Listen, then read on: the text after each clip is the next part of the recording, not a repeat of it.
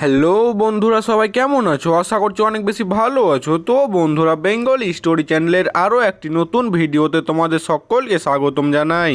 তো বন্ধুরা, আজকের এই ভিডিওটা একটু অন্যরকম হতে চলেছে, কারণ আজকে আমি তোমাদের জানাতে চলেছি পল্লীগ্রাম টিভি চ্যানেলের খুবই ট্যালেন্টেড ও পিচ্চি অভিনেত্রী রীতি সম্পর্কে। মানে বন্ধুরা, রীতিকে এখন কেন ভিডিওতে দেখা যাচ্ছে না, রীতি কি আসলে বাদ হয়ে গেছে নাকি তাকে পল্লীগ্রাম টিভি চ্যানেল থেকে বাদ করে দিয়েছে, সে বিষয়ে জানবো। সুতরাং বন্ধুরা, তোমাদের কাছে একটাই রিকোয়েস্ট, ভিডিওটি স্কিপ না করে পুরোটাই দেখবে। তো বন্ধুরা, বেশি কথা না বলে চলো ভিডিওটা স্টার্ট করা যাক।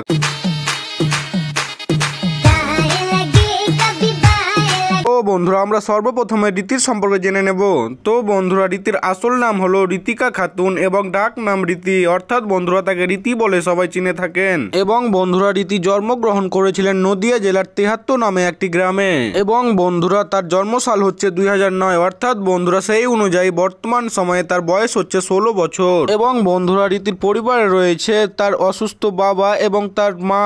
এবং বন্ধুরা, এছাড়া রয়েছে তার একটি বড় বিবাহিতা বোন এবং একটি তার ছোট বোন, অর্থাৎ বন্ধুরা তাদের পরিবারে মোট ৫ জন রয়েছে।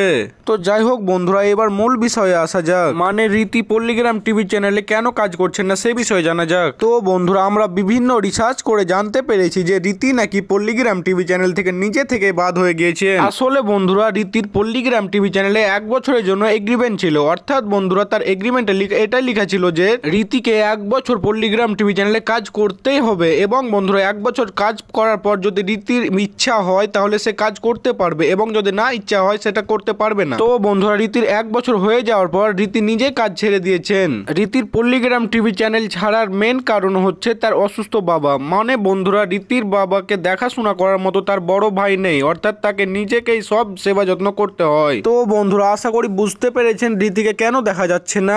আর বন্ধুরা, রীতির অভিনয়গুলো তোমাদের কাছে কেমন লাগতো সেটি অবশ্যই কমেন্ট করে জানাবে। আর রীতিকে তোমরা কে কে পল্লীগ্রাম টিভি চ্যানেল থেকে মিস করবে সেটিও অবশ্যই কমেন্ট করে জানাবে। তো বন্ধুরা, এই ছিল আজকের ভিডিও।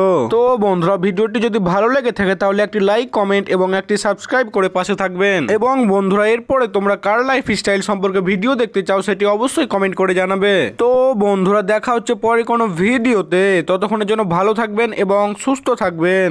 আর হ্যাঁ, এতক্ষণ থেকে আমার এই ভিডিওটি দেখার জন্য আপনাকে অসংখ্য ধন্যবাদ।